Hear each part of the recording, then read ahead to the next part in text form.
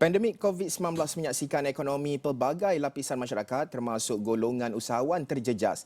Ada perniagaan yang hampir lumpuh, ada yang gagal meneruskan kelangsungan. Di sebalik wabak yang melanda itu, ia telah mengetuk pintu rezeki buat pasangan suami isteri yang mengusahakan jualan kopi di Kuala Terengganu. Menurut Muhammad Naim Fahmi Kamarudin, sepanjang tempoh pandemik berkenaan, jualan kopi yang dikomersialkan bersama isterinya Nasuha Muhammad Zukri membawa pulangan lumayan. Bapa kepada seorang cahaya mata itu berkata, dalam tempoh pandemik berkenaan, mereka berjaya membuka dua premis yang dinamakan Galeri Tukang Kopi dan Tukang Kopi Roastery di Kuala Terengganu. Kedai pertama di Bukit Bayas dibuka pada Jun 2020, disusuli kedai kedua di Pasir Panjang mula beroperasi pada November tahun lalu. Dan masa tu kebetulan masa COVID tu orang duduk kat rumah jadi orang boring. Jadi masa tu orang explore pasar kopi ni lah, kopi gelombang yang ketiga ni, third wave coffee ni. Jadi culture kopi third wave ni masuk Malaysia, saya kata boleh katakan kemuncak dia tahun 2020 lah. Kemudian masa pandemik tu kita tengok sale online memang rancak lah. Bagi kalau setengah orang lain masa pandemik tu masa yang buruk bagi dia, tapi dalam industri kopi ni masa pandemik tu dia menjadi batu asas kepada inilah peningkatan perniagaan kopi ni. Tak kala ada peniaga terpaksa tunduk kepada virus ini, namun dia kekal bertahan selepas mengubah strategi perniagaan berbekal tekad yang tinggi. Usahawan berusia 28 tahun itu akui, sepanjang pandemik, 90% perniagaannya dijalankan secara dalam talian. Disifatkan platform media sosial menjadi penghubung dan memberi impak yang sangat besar dalam memperkenalkan perniagaannya. Bagi saya memang agak susah lah, sebab trend ni dia bergantung dengan media sosial. Tanpa media sosial mungkin orang tak tahu trend ni. Sebab dulu sebelum gelombang kopi ni adalah komuniti yang kecil-kecil. Kalau dekat Kuala Terengganu ni saya kenal 2-3 orang aje yang suka kopi. Sebelum ini dia pernah menjalankan beberapa perniagaan namun tidak mampu bertahan lama. Dek kerana minat mendalam menjadi usahawan serta peminat tegar kopi membuatkan dia kekal komited dalam perniagaan itu. Ternyata percubaan dan usahanya pada kali ini membuahkan hasil dan mampu bertahan.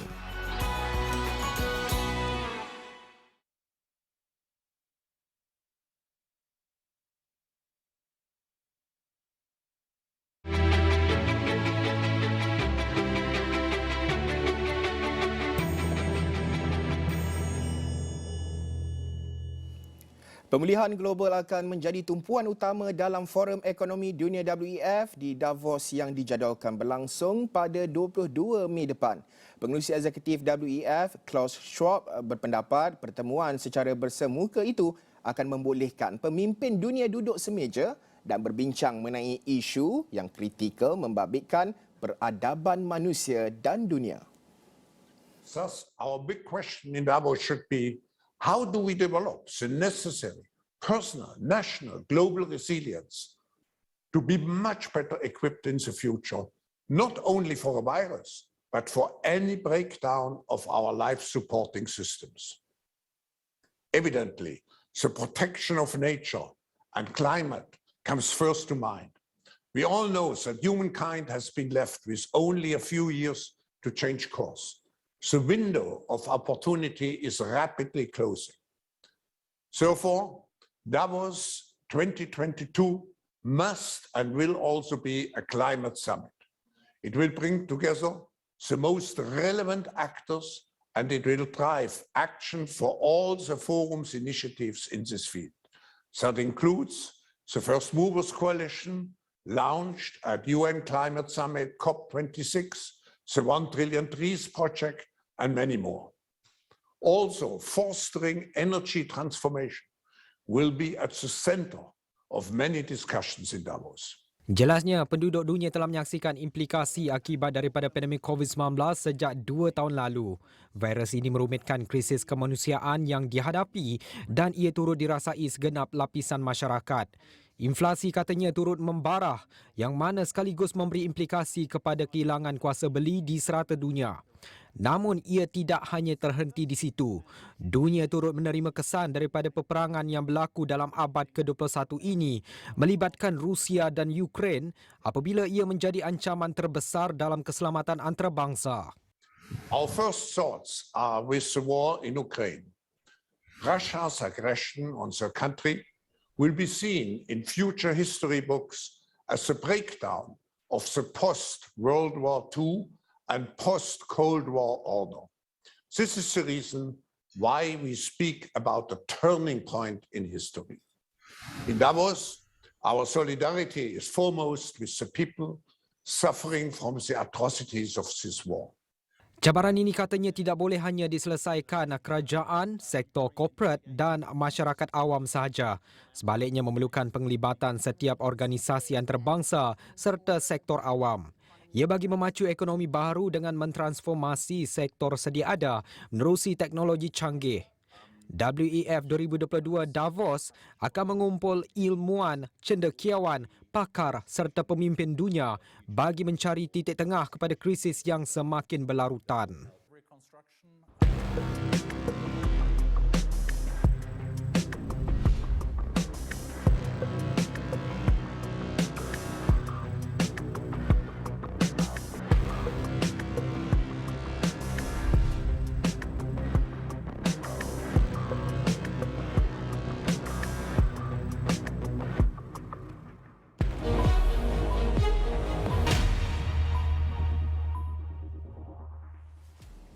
Jualan kenderaan UMW Holdings berhad merosot kepada 32,600 unit bulan lepas daripada 35,246 unit yang dijual pada Mac. Ia berikutan gangguan dalam pengeluaran yang disebabkan oleh isu rantaian bekalan yang menjejaskan industri automotif. Bagaimanapun pada bulan April, momentum jualan yang kukuh adalah berterusan apabila UMW Toyota Motor mencatatkan jualan yang bertambah baik. Presiden dan Ketua Pegawai Eksekutif Kumpulan UMW, Dato' Ahmad Fuad Kenali berkata, walaupun terdapat banyak masalah yang dihadapi industri automotif, syarikat itu mencatatkan jualan positif untuk UMW Toyota, UMWT dan Pro2 pada April 2022. Ahmad Fuad berkata isu rantaian bekalan yang berterusan telah mengganggu pengeluaran pada April. Kedua-dua syarikat katanya bekerjasama rapat dengan pembekal mereka untuk meminimumkan kesan ke atas jadual pengeluaran dan mempercepatkan penghantaran kenderaan kepada pelanggannya. UMWT mencatatkan jualan sebanyak 6,946 unit pada April 2022. Tahun sehingga kini April 2022, UMWT menjual 29,393 unit, 11.2% lebih tinggi daripada 26,431 unit yang dijual pada tempoh yang sama 2021. Kumpulan UMW berkata Toyota Vios, Yaris, Corolla Cross dan Hilux adalah antara model terlarisnya pada April. Sementara itu, kumpulan UMW berkata syarikat bersekutunya perusahaan otomotif kedua sedang berhad, Pro2, mencatatkan jualan sebanyak 25,654 unit pada April 2022, 4.1% lebih rendah daripada 26,759 unit yang didaftarkan pada bulan sebelumnya. Bagi 4 bulan pertama 2022, Pro2 menjual 87,278 unit, 11.5% lebih tinggi daripada 78,308 unit yang didaftarkan pada tempoh yang sama 2021.